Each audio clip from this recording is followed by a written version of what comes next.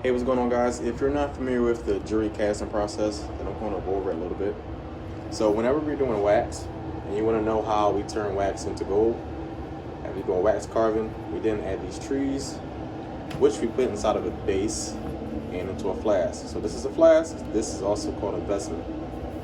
This piece then goes inside of here.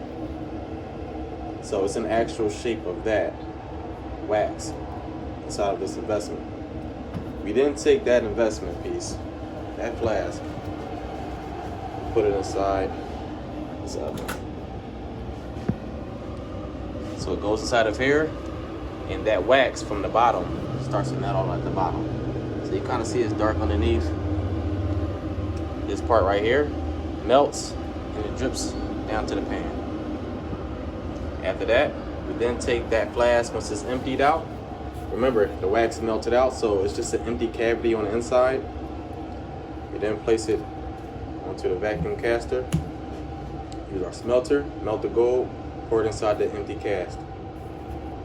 Once it's done, we then get a piece that looks something like this, with trees, cast it into gold. So that's a little preview of the casting process.